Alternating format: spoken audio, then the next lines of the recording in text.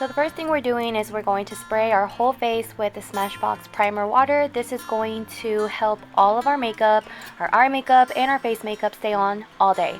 Then we're going to use concealer for our eye primer. I'm going to put that all over my lid, and I'm using the MAC Pro Longwear Concealer for this.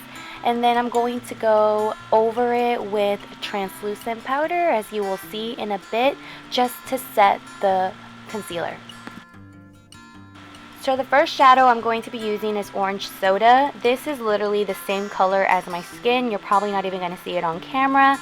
I'm going to be using different transition shades. The next one is going to be Burnt Orange, and I'm adding this to the crease of my eye. The reason why I like using different transition shades is because it makes the eyeshadow look a lot more flawless and a lot more cleaner and neater, and that is the look that we're going for. Next, I'm taking Sienna and I'm adding that again to the crease just to darken it up and give it more dimension. Then I'm going in with Mulberry, and this color I'm going to add it to the outer corner of my eye. I'm going to be completely honest with you guys, this shade was not the easiest to blend out. You're going to see me change my brush because I had such a hard time blending that color out.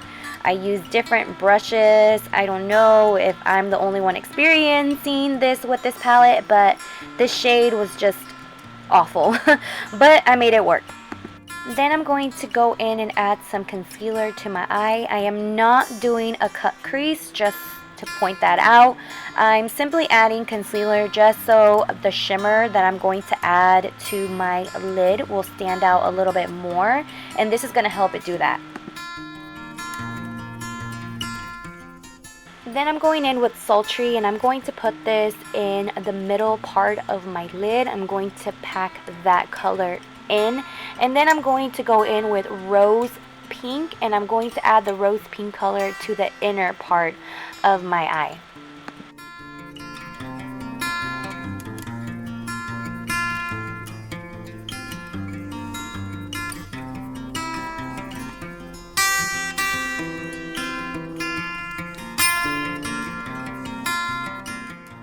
So I do have my eyebrows microbladed, but I did that a year ago and I haven't gone for my touch-up, so I am going to fill it in with the Anastasia Dip Brow.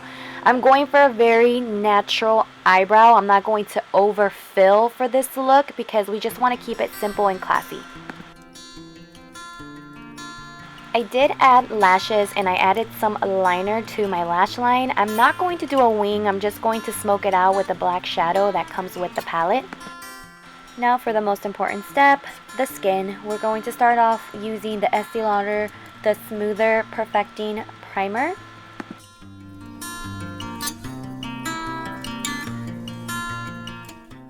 For foundation, of course, I'm using my favorite, the Estee Lauder Double Wear Foundation. I am going to be using two different shades. It's kind of like highlight and contour what I do with the foundation when it comes to brides. I use a lighter shade, which is Rattan, my natural shade, in the inner part of my face, and then I'm going to use the tawny on the outer parts of my face, like my jawline. This is going to give your face a little bit more dimension and make it look more alive versus just looking flat with just one color.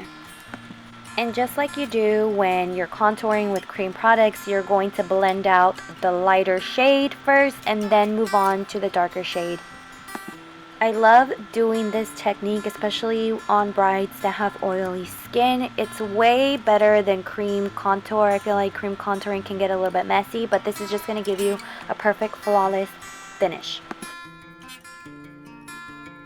For concealer, again, I'm going to go in with the MAC Pro Longwear Concealer, and well, you guys know how to do concealer, so I don't think I have to explain myself when it comes to this step. And for setting it, I'm going to be using the Laura Mercier Translucent Powder.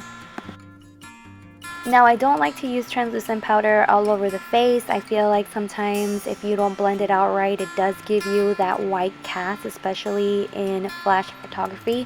So I am going to go in with a colored powder from Makeup Forever. This is a dual matte powder, amazing powder, because it contains no SPF, so you won't get that flashback with pictures. And I'm going to pat it onto the skin. And as well, I'm going to pat the translucent powder into my skin, making sure that there is none left on the skin. So with a flat contour brush, I'm going to contour my nose. I have a very small nose, so I really don't need a lot of contouring with it. So I find that this is the easiest and quickest way to contour. I am using the Hoola Light Bronzer. Those of you who are fair skin, I feel like this is the perfect bronzer for my fair skin brides. And you're going to just contour your regular areas. You know the drill. For blush, I'm using this Estee Lauder. I don't know the name of it because I got it free one time at Dillard's and it doesn't have a name on it, but it is just a soft rose color. And I'm just going to add that to my cheeks. Then I'm going to be using a nude eyeliner to line the eyes. I don't like to use black liner for brides. I like to use a nude pencil. It's going to make your eyes look bigger and brighter. Then we're going to go back with sienna and just smoke out the lower lash line. So before adding highlighter, I always like to set my makeup first. I'm going to be using the Urban Decay All Nighter Setting Spray. I love this stuff. I've been using it forever. It's amazing. For lipstick, I'm using a very popular one that I use often on my brides that want a more natural look, and that is MAC Velvet Teddy. And of course, it's time for highlight. Look how beautiful that highlighter is. And how blinding. Ugh, I can't get enough of this highlighter. It is literally life. And we're just going to add that all over the face.